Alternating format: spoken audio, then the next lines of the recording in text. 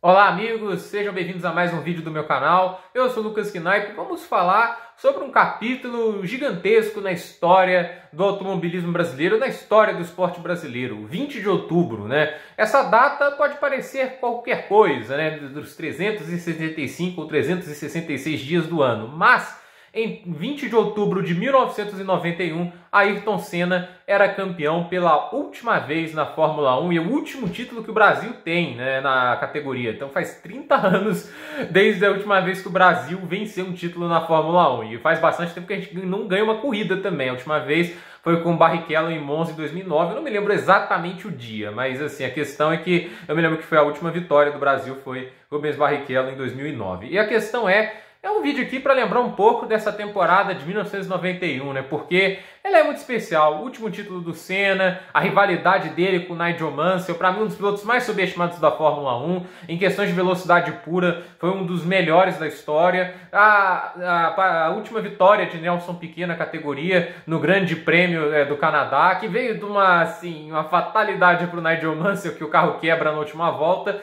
E a gente tem, é claro, também o início da carreira do, na minha opinião, o melhor piloto de todos os tempos, Michael Schumacher, dentro da Fórmula 1, né? Porque é em 1991 que ele estreia pela primeira vez na categoria. E temos nesse ano também o ano em que Alain Prost começa a brigar com a equipe e acaba dando um adeus assim temporário à Fórmula 1. Poucas pessoas sabiam que Alain Prost iria voltar em 93 para conquistar o seu tetracampeonato mundial. Mas falando aqui, né, a gente tem que falar um pouco sobre esse ano, né, porque seria muito fácil resumir apenas no Grande Prêmio do Japão, né, que o Mansell tá a perseguição do Senna colado, aí na curva 1 ele erra a tangência e vai para a brita e o Senna entrega a vitória para o Berger e acabou. Não, isso é muito simplista, é legal falar sobre a temporada como um todo, né? A gente teve um início de temporada em que a McLaren começou muito forte, principalmente com o Senna. E a questão é, o Mansell ele tinha um grande problema, né, e esse daí acho que é o problema histórico da carreira dele, de exagerar, de bater, de cometer muitos erros. Isso foi um dos motivos que o Senna conseguiu ser campeão com antecedência, porque o carro da Williams aquele ano era muito bom, era até o melhor, até pelo fato do Patrese ter ficado em terceiro no campeonato, à frente do Gerhard Berger, que na minha opinião era mais piloto que italiano. Mas o fato é que a Williams tinha um excelente carro, mas regularidade é algo muito importante no automobilismo, né? E o Senna, mais que ele não tivesse a regularidade do Prost, ele cometia menos erros do que o Nigel Mansell. Por isso ele conseguiu assim ter uma vantagem logo de início, né?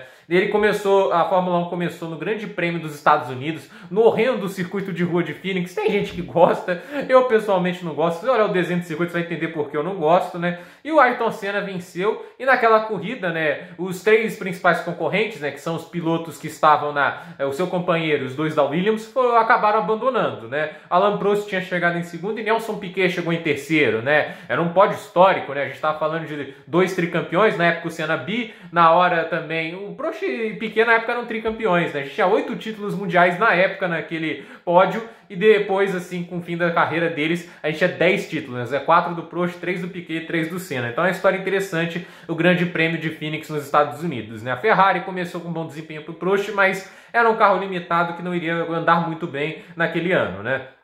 Depois, talvez a corrida mais lembrada com carinho na história dos brasileiros, assim, que é Grande Prêmio do Brasil de 1991, a primeira vitória, né, das duas de Ayrton Senna em solo brasileiro, né? Em Jacarepaguá, o Senna não conseguiu vencer e ele queria muito uma vitória, né, na frente do país dele, né? Ele queria vencer em casa e aquela corrida parecia ser o dia, né? No começo da corrida, ele e o Mansell dispararam na frente, estavam muito mais fortes que o resto. O Mansell colocava muita pressão nele, aí a Williams errou nos dois pitstops do Nigel Mansell, né? Eles demoraram para parafusar as rodas. Com isso o Senna abriu uma vantagem, mas o Mansell começou a tirar.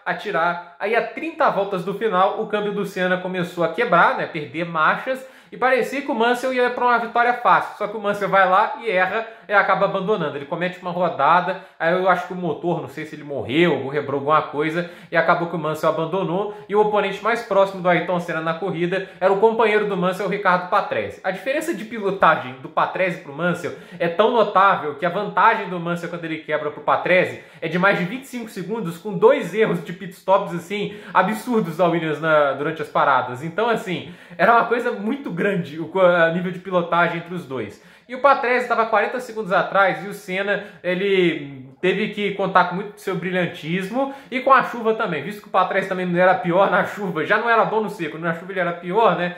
Quando começou a molhar a pista, visto que ficou mais arisca, o Senna tirou muita coisa no braço e impediu que o Patrese continuasse tirando tanta vantagem. A vantagem que era de 40 terminou em menos de 3 segundos e Ayrton Senna venceu pela primeira vez no Brasil. Depois venceria em San Marino, com o Mansell abandonando de novo, e venceria em Mônaco, né? Aí, Canadá, primeiro abandono, e o Mansell parecia vir para uma vitória tranquila, estava 50 segundos à frente do Nelson Piquet, e na última volta, faltando 3 curvas, né, o alternador do Mansell vai para o espaço, e ele quebra, e quem ganha a corrida? Nelson Piquet, acho que pela 23ª e última vez na carreira, cruza a linha de chegada em primeiro e vence pela segunda vez na história da Benetton. A Benetton conseguiria sua segunda vitória na categoria. Depois Michael Schumacher empilharia vitórias com a equipe italiana, né? Mas o fato é que essa história também é legal da última vitória de Nelson Piquet na Fórmula 1, muito por causa do Mansell quebrando melancolicamente na última volta. Não, era assim, além de cometer muito erro, era azarado, né? E vai lembrar que ele estava acenando, de tão fácil que a corrida tá, ele estava tão na frente que ele começou a acenar, assim, já estava cumprimentando a torcida, né? Eu não acho que ele estava errado, não, mas ele não sabia o que vinha pela frente. Mas existe uma lição valiosa do esporte, nunca cante a vitória antes da hora, né?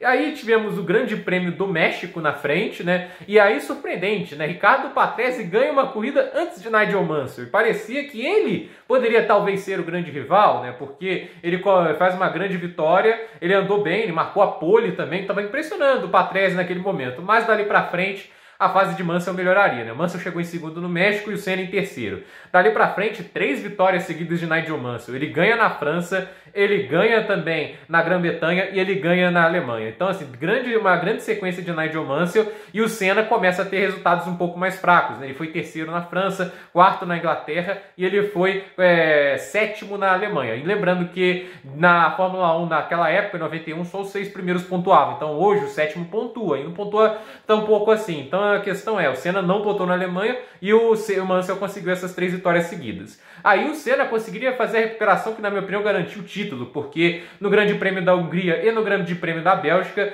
o Senna conseguiu 2 importantíssimas vitórias para conseguir colocar uma vantagem boa em cima do inglês, né? O Nigel Mansell acabou chegando em segundo uma dessas corridas e na outra do Grande Prêmio da Bélgica ele acabou abandonando e o Senna abriria uma vantagem confortável. Mas o inglês ainda não havia desistido, né? Porque no Grande Prêmio da Itália ele vence e o Senna faz o dever de casa chegando em segundo. Em Portugal era uma chance grande para o Mansell porque a Williams estava muito melhor, só que acontece o quê? A Williams esquece de aparafusar um dos pneus durante as trocas do Nigel Mansell, o pneu sai durante o box, eles empurram o carro de volta, ou não sei se ele dá ré e tudo isso, mas o fato é que isso aí não era permitido na época pelo regulamento e o Mansell acaba desclassificado. Ricardo Patrese ganha aquela corrida e o Ayrton Senna chega em segundo, basicamente com o título debaixo do braço, né?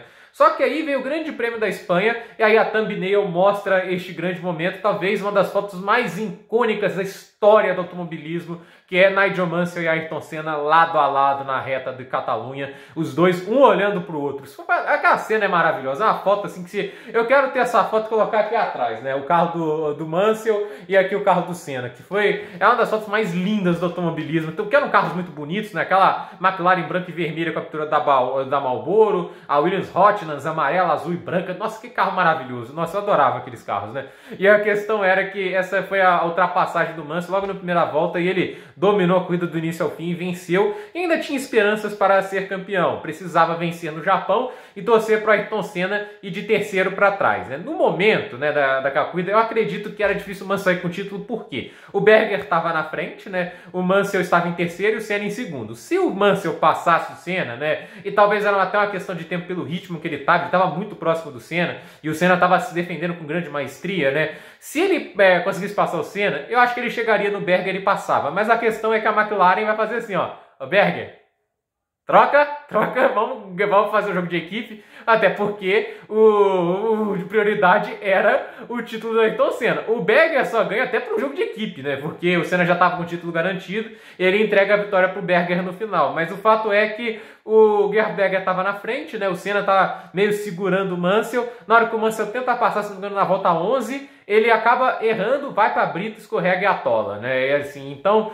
o Mansell acaba cometendo este erro que decidiu o título a favor de Ayrton Senna e que foi para a última corrida e ainda venceu em Adelaide, né? Para encerrar a temporada com chave de ouro, né? A temporada 1991 foi uma das grandes temporadas da carreira de Ayrton Senna, porque ele mostrou algo que, assim, ele perdia um pouco pro Prost, que era a regularidade, né? Ele era um cara que os melhores corridas dele eram bem melhores que as do francês, mas ele era um cara mais irregular. Aí quando a situação pedia regularidade para ser campeão, quando ele encarava um carro como o da Williams, que era muito bom, o Senna mostrou o amadurecimento e o crescimento dele na categoria. Ele se tornou um piloto mais consistente e regular, e naquela temporada ele se manteve nos pontos por mais tempos, evitou abandonos, cometeu muitos poucos erros, e ele foi brilhante quando precisou. E aí foi o último título dele na Fórmula 1. Infelizmente, Ayrton Senna nos deixou em 1º de maio de 1994, né? Poderia ter tido uma rivalidade linda, né? Começou, né? Até tiveram alguns duelos em 92 e 93 com Michael Schumacher, mas eu acredito que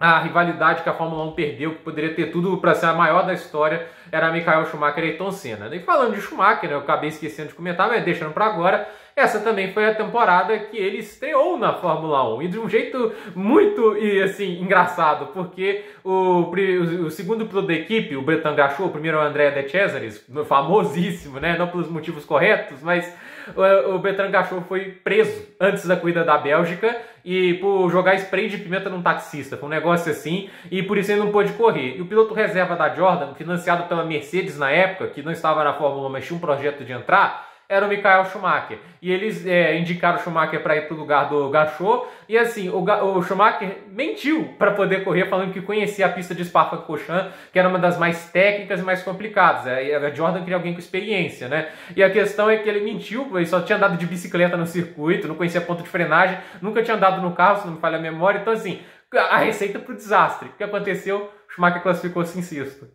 Com um carro que ele nunca tinha andado, foi o melhor resultado de classificação da Jordan. E uma história irônica é que o carro do Schumacher quebrou a embreagem, né? Vai lembrar que era, assim, a equipe mandou trocar a embreagem, o Ed Jordan, que era o chefe da equipe, né? Não queria porque ele era muito pão duro.